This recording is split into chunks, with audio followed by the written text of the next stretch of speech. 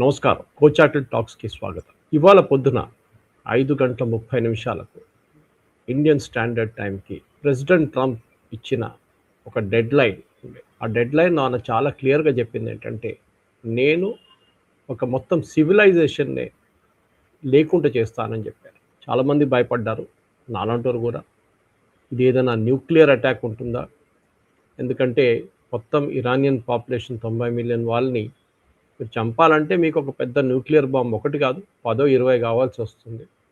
Trump అది ఉపయోగిస్తారా అని చెప్పి అందరూ చాలామంది భయపడ్డారు. నేను కొంతమంది యూరోపియన్ కామెంటేటర్స్ గానీ, ఈవెన్ అమెరికన్ టీవీ హోస్ట్ కూడా చూసాను. వాళ్ళు కూడా అన్నారు, మాకు నిద్ర రాలేదు. ఆ డెడ్‌లైన్ వచ్చేదాకా మేము కూడా వెయిట్ చేసాం. కానీ దానికన్నా గంట ముందు యాజ్ యూజువల్ ట్రంప్ ఒక కొత్త సొల్యూషన్ తీసుకొచ్చారు. ఆయనేమన్నారంటే, పాకిస్తాన్ వైపు నుంచి పాకిస్తాన్ ప్రధానమంత్రి ఇచ్చిన డెడ్‌లైన్ ప్రకారం నేను ఆ గంట సేపు ముందు నేను ఈ పీస్ టాక్స్ ప్రపోజ్ చేస్తున్నాను. చాలా మటుకు ఒక సీజ్ ఫైర్ వస్తుంది అని చెప్పారు. సీజ్ ఫైర్‌ని ఒక ప్రపోజల్ వచ్చింది. నేను దాన్ని అంగీకరిస్తున్నానని చెప్పి ట్రంప్ చెప్పారు. దీనికన్నా ముందు కూడా మనకు తెలిసిందే, వీళ్ళు 15 కండిషన్స్ అక్కడ పెట్టారు ఇరాన్ వైపు. ఇరాన్ అన్నారు, మేము అదంతా అంగీకరించాము, అది మ్యాక్సిమలిస్ట్ అని చెప్పారు. అదే టైంలో ఇరాన్ పంపించిన 10 పాయింట్ల గురించి అమెరికా ఎక్కువ మాట్లాడలేదు. కానీ జరిగింది. అది మనకు తెలిసిందే. వీళ్ళిద్దరు వాళ్ళ డాక్యుమెంట్స్ అక్కడిక్కడ ఎక్స్చేంజ్ చేసుకున్నారు. పాకిస్తాన్ ఒక పోస్ట్ మ్యాన్ లాగా వాడుకున్నారు. కానీ అమెరికా అయితే ఈ ప్రపోజల్ గురించి ఏం చెప్పారో, ప్రెసిడెంట్ ట్రంప్ అయితే ఇట్స్ వర్కబుల్ సొల్యూషన్ అంట. అంటే దానిపై నుంచి మనం వర్క్ చేసుకోవచ్చు నెగోసియేషన్స్లో. ఈ ఫ్రైడే రోజు ఇస్లామాబాద్లో జరగబోయే నెగోసియేషన్స్లో దీని గురించి ఎక్కువ ఇంకా ముందుకు మాట్లాడొచ్చండి. సో మనం ఈ 10 పాయింట్, ఎందుకంటే చాలా మటుకు ఈ సీజ్ ఫైర్ గురించి చాలామంది మాట్లాడారు. కానీ నా మెయిన్ పాయింట్ కోచాటల్ టాక్స్‌లో ఏముంటుందంటే, ఈ 10 పాయింట్లు ఏంటి? దానిలో ఎన్ని పాయింట్లు అమెరికా అంగీకరిస్తారు? ఎన్ని పాయింట్లు రిజెక్ట్ చేస్తారు? ఆ అంగీకరించిన పాయింట్‌లో కూడా ఎన్ని మార్పులు తీసుకురావచ్చు? ఇది నా ఒక ఒపీనియన్. ఎందుకంటే అది ఫైనల్లీ డిసైడ్ చేసేది ఇప్పుడు చెప్తున్నారు American vice president JD Vance గారు వస్తారని. ఆయన మాట్లాడతారని చెప్తున్నారు. మనం చూడాల్సింది ఏం జరుగుతుంది. సో స్పెసిఫిక్‌గా ఫస్ట్ పాయింట్ ఇరాన్ ఏం పెట్టారంటే, వాళ్ళ 10 పాయింట్ కండిషన్‌లో నాన్ అగ్రెషన్, అంటే మా మీద దాడి చేయకూడదు.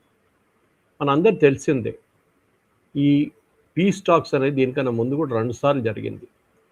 ఒమాన్ ఫారెన్ మినిస్టర్ ఆయన కూర్చొని వీళ్ళిద్దరిని పిలిపించుకొని, అంటే ఇరాన్ అండ్ యుఎస్ డెలిగేషన్ పిలిపించుకొని జెనీవాలో మాట్లాడారు. Steve Witkoff and Jared Kushner ఒకవైపు, ఇరాన్ ఫారెన్ మినిస్ట్రీ నుంచి ఉన్న ఒక డెలిగేషన్ ఇంకొక వైపు. ఇది పోయిన సంవత్సరం జూలైలో కూడా జరిగింది, జూలైలో. కానీ వీళ్ళు సంతకం పెట్టడానికి చాలా దగ్గరకు వచ్చినప్పుడు చాలా పాయింట్స్ మీద అగ్రిమెంట్కి వచ్చారు, ఇంక్లూడింగ్ యురేనియం గురించి ఉన్న మేజర్ ఇష్యూ గురించి.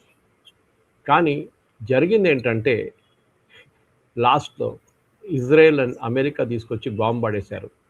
మీకు తెలిసిందే, B-2 బాంబర్స్ తీసుకొచ్చి వీళ్ళ యురేనియం ఫెసిలిటీ దగ్గర బాంబు చేశారు.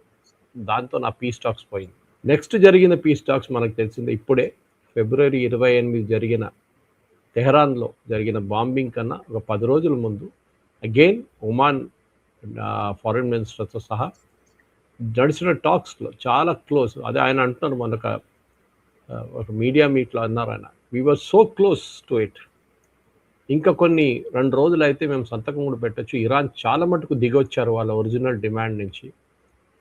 కానీ ఎందుకు అమెరికా ఎస్ అని చెప్పి వెళ్ళిపోయారు, కానీ తిరిగి వచ్చి మళ్ళీ బాంబు వేశారు తెహరాన్లో. మనకందరూ తెలిసిందే, ఫిబ్రవరి 28. అప్పుడు మనం అనుకుంటాం ఈసారి కూడా పీస్ టాక్స్లో ఏమవుతుందని. మనం మాట్లాడుతున్న టైంలో ఈరోజు పొద్దున సీజ్ ఫైర్ అని చెప్పిన అమెరికా, ఇజ్రాయెల్ కలిసి ఇరాన్లో ఉన్న 11 ఆయిల్ ఫీల్డ్స్ మీద దాడి చేసింది. ఇరాన్ దాని వ్యతిరేకంగా కువైత్ వాళ్ళ ఆయిల్ ఫీల్డ్స్ మీద దాడి చేశారు. అది ఎక్స్పెక్టెడ్. అంటే సీజ్ ఫైర్ అనేది లేదు, పేరు కోసం ఒక సీజ్ ఫైర్ పెట్టుకున్నారు అంతే, కానీ యాక్చువల్ సీజ్ ఫైర్ ఇంకా కాలేదు. ట్రంప్ ఏమని అంటే ఏమంటారు, చూడండి మనం అడిగాం కదా వాళ్ళ దగ్గర స్ట్రెయిట్ ఆఫ్ హార్మూజ్ ఓపెన్ చేయమని, వాళ్ళు ఓపెన్ చేయలేదు కదా, మనం ఏం చేయాలంటారు. ఇది. So first point, non aggression is a non starter. ఇరాన్కి భయం ఏంటంటే, ఏ రోజు మేము నెగోసియేషన్స్ మొదలు పెట్టామో అదే రోజు వీళ్ళు తీసుకొచ్చి మా తల మీద బాంబు వేస్తారు ఒకటి. మూడోసారి కూడా జరగవచ్చు. రెండవది, continuation of Iran's control over strait of Hormuz. ఈ యుద్ధం మొదలయ్యే ముందు స్ట్రెయిట్ ఆఫ్ హార్మూజ్ ఎవరిది కాదు, ఎవరు కావాలంటే షిప్పులు అక్కడికి ఇక్కడికి పంపించుకోవచ్చు. మనకు తెలిసిందే స్ట్రెయిట్ ఆఫ్ హార్మోజ్ లోకంలో ఉన్న 20% క్రూడ్ ఆయిల్ కానీ, ఫర్టిలైజర్ కానీ, మిగతా మేజర్ ప్రోడక్ట్స్ అదే రూట్ నుంచి బయటకు వస్తుంది. షిప్స్ వెళ్తుంటారు, షిప్స్ వస్తుంటారు. రోజుకి ఒక 120 నుంచి 140 షిప్పులు ఈ 2 లేన్లలో ట్రావెల్ చేస్తూ కొన్ని కార్గ్ ఐలాండ్ వైపు వెళ్తారు, కొంత సౌదీ అరేబియా వైపు వెళ్తారు, కొన్ని కువైత్ వైపు వెళ్తారు, కొన్ని దుబాయ్ వైపు వెళ్తారు, అంటే ఫుజరా వైపు వెళ్తారు, కొంతమంది ఖతార్కి వెళ్ళి గ్యాస్ కూడా కలెక్ట్ చేసుకుంటారు. చాలా బిజీ వాటర్ వే. ఇప్పుడు ఇరాన్ ఏమంటున్నా అంటే ఆ వాటర్ వే మీరు మా కంట్రోల్లో ఉంటుంది ఇప్పటి నుంచి. ఆలోచించండి, అమెరికా ఈ యుద్ధం ఎందుకు చేశారు? లాస్ట్లో ఇరాన్ ఒక టోల్ ఏజెంట్ లాగా అక్కడ కూర్చోబెట్టి ఇరాన్ టోల్ తీసుకుంటారు. దాని డీటెయిల్స్ చాలా మట్టుకున్నాయి. ఇరాన్ ప్రపోజ్ చేస్తుందంటే 1% ఆఫ్ ఆ తీసుకెళ్తున్న మెటీరియల్ కాస్ట్ 1% మేము ఛార్జ్ చేయబోతున్నాం. అది ఏం జరుగుతుందో మనకు తెలియదు, ఎట్లా జరుగుతుందో అది కూడా తెలియదు. మూడో పాయింట్, యాక్సెప్టెన్స్ ఆఫ్ ఎన్రిచ్మెంట్. ఇదే కదా మెయిన్ రీజన్ ఎందుకు వెళ్ళారు యుద్ధానికి అమెరికా. ఇరాన్ దగ్గర చాలా మట్టుకు 460 కిలోల ఎన్రిచ్డ్ యురేనియం ఉంది. అది ఆల్మోస్ట్ బాంబ్ స్టేజ్కి వచ్చేసింది, అంటే బాంబ్ స్టేజ్ ప్యూరిటీకి. ఎందుకంటే నార్మల్ ఒక పవర్ ప్లాంట్లో, న్యూక్లియర్ పవర్ ప్లాంట్లో మనం యురేనియం వాడాలంటే మన దగ్గర న్యూక్లియర్ ఫ్యూయల్ కాంప్లెక్స్ ఉంది హైదరాబాద్లో. అక్కడ వాళ్ళు యురేనియంని పైప్స్లో కన్వర్ట్ చేసి వాళ్ళు మన పవర్ ప్లాంట్స్కి పంపిస్తారు. న్యూక్లియర్ పవర్ ప్లాంట్స్ కైగా కానీ, కూడంకుళం కానీ, కల్పాకం కానీ, ఇట్లాంటి చోట. కానీ ఇరాన్ ఏం చేశారంటే దీన్ని 60% దాకా తీసుకెళ్లారు ప్యూరిటీ. అంటే అది వెపన్ గ్రేడ్ అయిపోతుంది. అక్కడి నుంచి మీరు న్యూక్లియర్ బాంబులు తయారు చేసుకోవచ్చు. దానికోసం అమెరికా, ఇజ్రాయెల్ కలిసి ఫిబ్రవరి 28 బాంబ్ చేశారు. ఎందుకంటే వాళ్ళకి ఈ యురేనియం ప్రొడక్షన్, యురేనియం ఎన్రిచ్మెంట్ ఆపాలి, వెపన్స్ గ్రేడ్కి వెళ్ళకూడదు అని చెప్పి చేస్తుంది. ఇప్పుడు ఇరాన్ ఏమంటున్నారు, అది మా ప్రివిలేజ్, మేము ఏం కావాలంటే చేసుకుంటాం, మాకు ఎన్రిచ్మెంట్ ప్రాసెస్ మీద మీ వైపు నుంచి ఏ రెస్ట్రిక్షన్ ఉండకూడదు అని అడుగుతున్నారు. అది అమెరికా అంగీకరించారు. దాని గురించి చాలా పెద్ద ఒక డిబేట్ ఉంటుంది. Lifting of all primary sanctions and secondary sanctions. America president Obama time నుంచి దానికన్నా ముందు కూడా చాలా మటు ఇరాన్ మీద శాంక్షన్స్ పెట్టారు. మీరు ఆయిల్ అమ్మలేరు, మీరు అది చేయలేరు, మీరు బయట నుంచి క్యాపిటల్ ఎక్విప్మెంట్ తెచ్చుకోలేరు, మీరు ఎన్రిచ్మెంట్ ఎక్విప్మెంట్ తెచ్చుకోలేరు, చాలా రెస్ట్రిక్షన్స్ పెట్టారు. అది యునైటెడ్ నేషన్స్ త్రూ పెట్టారు, అమెరికా వాళ్ళ వైపు నుంచి పెట్టారు, యూరోపియన్ నేషన్స్ చేశారు, అది చాలా చేశారు. మనం కూడా ఆయిల్ కొన్నప్పుడు మన మీద శాంక్షన్స్ పెడతా అంటారు యుఎస్.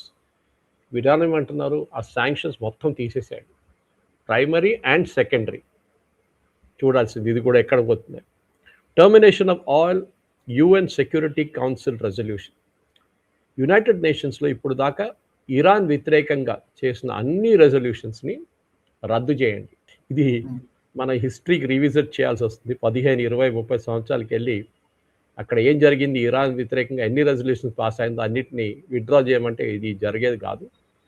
ఇది కూడా బహుశా ఇరాన్ దిగొస్తారు. రెజల్యూషన్ ఉండని ఏమవుతుంది, వాళ్ళకి కావాల్సిన 3-4 మెయిన్ పాయింట్స్ ఉంది. యురేనియం ఉంది, వాళ్ళ మిసైల్ టెక్నాలజీ ఉంది, స్ట్రెయిట్ ఆఫ్ హార్మోజ్ ఉంది, వాళ్ళు దాని మీద కాన్సన్ట్రేట్ చేస్తారు. కానీ 10 పాయింట్లు ఇస్తారు. నెగోషియేషన్స్ ఎప్పుడు అట్లనే ఉంటుంది. కూరగాయలు కొన్నప్పుడు మనం కూడా నెగోషియేట్ చేస్తాం కదా. వాళ్ళు 100 అంటే మనం దాన్ని ఇమ్మీడియట్గా 40 అంటాం, లేకుంటే 30 అంటాం, మళ్ళీ అది మనకు మిడ్ ఫిగర్కి వచ్చేస్తాం. ఇది కూడా నెగోషియేషన్ టాక్టిక్ అదే ఉంటుంది అన్నమాట. దాని తర్వాత termination of all UN resolution చెప్పాను చూడండి, అది termination of all IAEA board of governor resolution. అంటే ఇంటర్నేషనల్ అటామిక్ ఎనర్జీ చేసిన చాలా మటుకు రెజల్యూషన్స్ ఉంది ఇరాన్ వ్యతిరేకంగా. అంటే వీరు ఎన్రిచ్మెంట్ చేస్తున్నారు, మా ఇన్స్పెక్టర్స్ని రానియట్లేదు, సీసీటీవీ సెక్యూరిటీ కెమెరాస్ని తీసేశారు, మేము ఇన్స్పెక్ట్ చేయలేకపోతాం. ఆ రెజల్యూషన్స్ అన్నీ రద్దు చేయమంటున్నారు. Next one, payment of compensation to Iran. ఎందుకు, మా బ్రిడ్జ్లు, మా రైల్వే స్టేషన్లు, మా ఎయిర్పోర్ట్లు, మా దగ్గర ఉన్న రెసిడెన్షియల్ కాంప్లెక్సెస్, మా పోలీస్ స్టేషన్, మిగతా అన్ని ఎక్కడెక్కడ మీరు ధ్వంసం చేశారో దాన్ని అన్నిటికీ మాకు డబ్బులు ఇవ్వండి. ఇస్తారా? అది కూడా America and Israel no chance. Iran ఏం చేస్తున్నారు, స్ట్రెయిట్ ఆఫ్ హార్మోజ్లో 1% ఆ ప్రోడక్ట్ వాల్యూని పట్టుకొని షిప్లు వెళ్తున్నప్పుడు ఆ డబ్బులు తీసుకుంటాం. ఆ డబ్బులతో మేము ఇరాన్లో మా రీకన్స్ట్రక్షన్ చేసుకుంటా ఉంటారు. అమెరికా అంటారు, సరే మేమైతే ఇయ్యము, మీరు కావాలంటే అక్కడ తీసుకోండి అంటారు. ఒక ప్రాబ్లం సార్ట్ అవుట్ అయిపోయింది. Withdrawal of all US combat forces from the region. ఇది చాలా మటుకు ఇవాళ సాయంత్రం నుంచి కొన్ని అమెరికన్ ఛానల్స్ చూస్తున్నారు, వాళ్ళు కూడా ఇది క్లియర్గా డిఫైన్ చేయలేకపోతున్నారు. ఆల్ కాంబాట్ ఫోర్సెస్ అంటే ఇప్పుడు వచ్చిన 50,000 మంది, 2 ఎయిర్క్రాఫ్ట్ క్యారియర్లు, చాలా డెస్ట్రాయర్లు, అది ఇది, అలా ఖతార్లో ఉన్న యుఎస్ బేస్లో చాలామంది ఉన్నారు, మిగతా సౌదీ అరేబియన్ బేస్లో ఉన్నారు, వాళ్ళని అందరినీ పంపించేయమంటున్నారా, లేకుంటే వాళ్ళతో సహా అక్కడ ఆల్రెడీ ఉన్న బేస్లో పనిచేస్తున్న అందరినీ పంపించమంటారా? యుఎస్ బేసెస్ క్లోజ్ చేయమంటున్నారా గల్ఫ్లో? అది సాధ్యం కాదు. ఎందుకంటే ఆ బేస్లు ఎందుకు పెట్టారు? అక్కడున్న దేశాలు సౌదీ అరేబియా కానీ, ఖత్తర్ కానీ, యూఏఈ కానీ ప్రతి చోట్ల వీళ్ళకి బేస్ ఉంది. ప్రతి గల్ఫ్ కంట్రీలో ఉంది. ఈవెన్ ఒమాన్లో ఉంది. ఎందుకంటే వాళ్ళు భయపడతారు. వాళ్ళందరూ ఫ్యామిలీ రన్ కంట్రీస్. దేశాలన్నీ ఒక్కొక్క ఫ్యామిలీ నడిపిస్తున్నారు ఎన్నో జనరేషన్స్ నుంచి. వాళ్ళు భయపడుతున్నారు బయట నుంచి ఒక ఒసామా బిన్ లాడెన్ లాంటో ఇంకోడని వచ్చి మా దేశం టేక్ ఓవర్ చేస్తారు అని భయం ఉంది. దానికోసం యూఎస్ని ఉంచుకున్నారు. డబ్బులు ఇస్తారు యూఎస్కి. మా దగ్గర ఉండండి, మీ బేసిక్ ఖర్చే డబ్బులు మొత్తం మేము చూసుకుంటా అంటారు. ఆలోచించండి. ఇది వాళ్ళని తీసేమంటే ఆ యూఎస్ ఎస్ అంటే కూడా వాళ్ళు నో అంటారు. అరబిక్ కంట్రీ వాళ్ళు జీసీసీ కంట్రీ వాళ్ళకి సెక్యూరిటీ ఇచ్చేది యూఎస్ఏ దానికోసం. దాని తర్వాత cessation of war on all fronts including the heroic Islamic resistance of Lebanon. ఇది 10వ పాయింట్. అంటే మా వైపు కాదు యుద్ధం, అది ఆపాల్సిందే మీరు. అది కాకుండా అక్కడ లెబనాన్లో పెద్ద గొడవ నడుస్తుంది, మీకు తెలిసిందే. ఇజ్రాయెల్ లిటానీ రివర్ దాకా వెళ్ళారు. అక్కడ హెజ్బుల్లా మీద దాడి చేస్తుంది. ఆ దాడి కూడా మీరు ఆపాలి.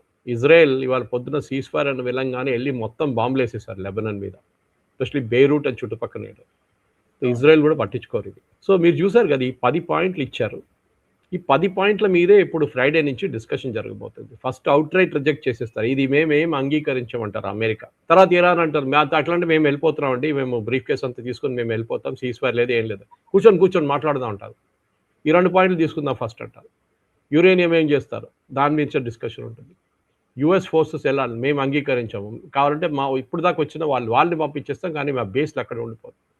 ఇట్లా ఒక్కొక్క పాయింట్ మీద చాలా సీరియస్గా డిస్కషన్ జరగాలి. జరిగితేనే దీనికి ఒక సొల్యూషన్ వస్తుంది. లేకుంటే ఏదో వచ్చి ఇద్దరు ఛాయ్ తినేసి సమోసాలు తినేసి ఛాయ్ తాగి సమోసాలు తినడం వెళ్ళడం కాదు. దీనికోసం ఒక సొల్యూషన్ కావాలంటే సీరియస్ డిస్కషన్ జరగాలి. అది ప్రొఫెషనల్స్ జరగాలి. Last time Steve Witkoff and Jared Kushner వచ్చి ఇది మొత్తం స్పాయిల్ చేశారు. వాళ్ళు they are not professional negotiators. ఒకరైతే ట్రంప్ సన్ ఇన్ లా, ఇంకొకరైతే ఒక Trump the real estate friend. వీళ్ళకి ఇద్దరికి ఇంటర్నేషనల్ డిప్లొమసీలో ఏ ఎక్స్పీరియన్స్ లేదు. సో ఈసారి ఇరాన్ ఏం అడిగారంటే, మాకు వీళ్ళిద్దరు వద్దు, మాకు చాలా వీళ్ళిద్దరితో అసలు మేము లాస్ట్ 2 సార్లు మేము యువర్ బ్యాక్ స్టాప్, మీరు వైస్ ప్రెసిడెంట్ జేడీ వ్యాన్స్ని పంపించాడు. ఎందుకంటే మనం చూస్తుంటాం ఈ యుద్ధంలో మొదలైనప్పటి నుంచి ఇవాళ దాకా యుద్ధం కోసం మీరు యుద్ధం చేయాలని చెప్పిన మనుషుల్లో చాలామంది ఉన్నారు. కానీ నో అని చెప్పిన మనిషి, నో అని డైరెక్ట్గా చెప్పలేదు, కానీ ఈ యుద్ధం ఎందుకు అని అడిగిన మనిషి ఒకరే JD Vance, US vice president. So ఆయన మీద కొంచెం కాన్ఫిడెన్స్ ఉంది ఇరాన్కి. డెఫినెట్గా జేడీ వ్యాన్స్ గారు వెళ్తారు, ఆయన మాట్లాడతారు. Maybe Marco Rubio secretary of state కూడా తోడు వెళ్తారేమో. మనకి డెలిగేషన్ స్ట్రెంగ్త్ ఇంకా తెలియదు ఎంతమంది వెళ్తారనేది, కానీ ఒక ప్రిలిమినరీ డిస్కషన్ ఉండొచ్చు ఫ్రైడే రోజు, ఎందుకంటే 2 వారాలే ఉన్నాయి కదా. సో దాని తర్వాత మేబీ నెక్స్ట్ వీక్ మళ్ళీ మీట్ అవుతారు. ఈ 10 పాయింట్ల మీద ఇరాన్ 10 పాయింట్లు డిస్కస్ చేసి అటువైపు 15 పాయింట్లు అమెరికా పెట్టారు. మీరు మిసైల్ తయారు చేయకూడదు, మీరు యురేనియం ఉంచకూడదు, మీరు వాళ్ళ మీద దాడి చేయకూడదు, కంట్రీస్ మీద దాడి చేయకూడదు, గల్ఫ్ కంట్రీస్ మీద దాడి చేయకూడదు, ఇజ్రాయెల్ మీద దాడి చేయకూడదు, చాలా కండిషన్ పెట్టారు. ఇది ఇరాన్ అంగీకరించారు. కానీ అక్కడ కూడా నెగోసియేషన్స్ ఉంటుంది. ఓకే ఫైన్, మిసైల్ ఏంటి, ఓకే మీరు 2000 కిలోమీటర్ కన్నా ఎక్కువ ఉన్న మిసైల్ తయారు చేయకూడదు, మాకు 3000 కావాలండి, 3000 కిలోమీటర్ లిమిట్ ఉంటుంది మాది. అమెరికా అంటారు ఓకే 3000 కాదు 2500, సరే ఎక్కడ ఒక అగ్రిమెంట్కి వచ్చేసి. ఈ నెగోసియేషన్స్ చూడండి, 2 వైపుల నుంచి అమెరికా ఇచ్చిన 15 పాయింట్లు, ఇరాన్ ఇచ్చిన 10 పాయింట్లు, 2 కలుపుకొని 25 పాయింట్లలో కామన్ పాయింట్స్ ఏముంది అది తీసుకొని ముందు డిస్కస్ చేస్తారు. దాన్ని బట్టి కొంచెం ముందుకెళ్ళి సీరియస్గా డిస్కస్ చేసి ఏం చేయాలని ఇక్కడి నుంచి ఫైన్ ప్రింట్కి వెళ్తారు. న్యాచురల్లీ ఈ సీజ్ ఫైర్ ఎక్స్టెండ్ అవుతుంది. 2 వారాలు కాదు, 2 నెలలు కాదు, 2 సంవత్సరాలు కూడా వెళ్ళిపోతుంది. కానీ ఈ డిస్కషన్ ఏదో ఒక రోజు ఫినిష్ కావాల్సిందే. మేబీ 2 నెలల్లో, 3 నెలల్లో, 4 నెలలు తీసుకుంటారు, కానీ డెఫినెట్గా ఒక రిజల్ట్ రావాల్సింది దీని నుంచి. ఇదంతా ప్రొఫెషనల్గా చేస్తారో, ఏం చెప్తారు, ఒక థ్రెడ్ బేర్ మేనర్ అంటే ఎంత డీటెయిల్గా చేస్తారో దాన్ని బట్టే దీని సక్సెస్ ఉంటుంది. డెఫినెట్గా రాబోయే రోజుల్లో దీని గురించి మనం ఎక్కువ డిస్కస్ చేయొచ్చు, ఏం జరుగుతుంది, ఇంకా ఏం జరగాల్సిందని. ఇది సురేష్ కోచాటల్ హియర్, కోచాటల్ టాక్స్ నుంచి మాట్లాడుతున్నాను. అందరికీ ధన్యవాదాలు. ఈ వీడియో మీకు నచ్చినట్టయితే లైక్ చేయండి, 10 మందికి షేర్ చేయండి. అలాగే కామెంట్ల రూపంలో మీ అభిప్రాయాలను మాతో పంచుకోండి. Nationalist hub group of channels ను సబ్స్క్రైబ్ చేసుకుని తెలుగునాట జాతీయవాద జర్నలిజాన్ని ప్రోత్సహించండి. ఈ వీడియో కింద ఉన్న బెల్ ఐకాన్ పై క్లిక్ చేయడం మర్చిపోవద్దు.